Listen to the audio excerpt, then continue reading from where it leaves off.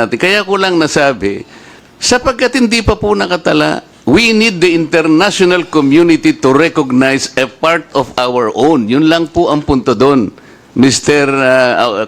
Commodore. So kung hindi pa po nakatala, tama po ako, hindi ba? No, sir.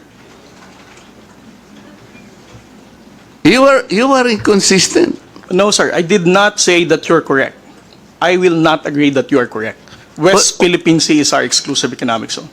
Sa unang pagkakataon ay nagkaharap sa pagdinig ng Tri-Committee sa Kamara sina Philippine Coast Guard spokesperson for the West Philippine Sea, J. Tariela, at Representative Rodante Marcoleta matapos na magpalitan ng pahayag ukol sa issue ng West Philippine Sea.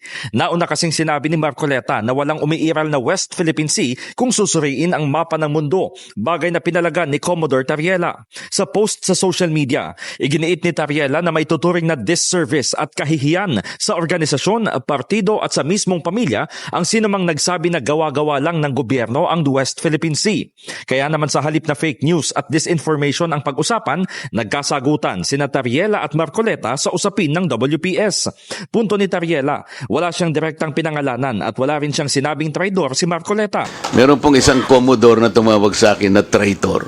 Hindi ka man lang gumawa ng effort, for example, na I did not say that. Ngayon mo lang sinasabi. But you know, people are bashing me. I am pro-China. When is the last time or the first time that I am pro-China? Again, Mr. Chair, I never said that you are a traitor. That is clearly posted on my Twitter Pero account. hindi ka po nagbigay ng paliwanag na sinabi mo sana dun sa social media din. Bakit nyo ina-ascribe sa akin na sinabi ko na traitor si Kong Marcoleta? I did not say that. It is only now that you are explaining na wala kang sinabi.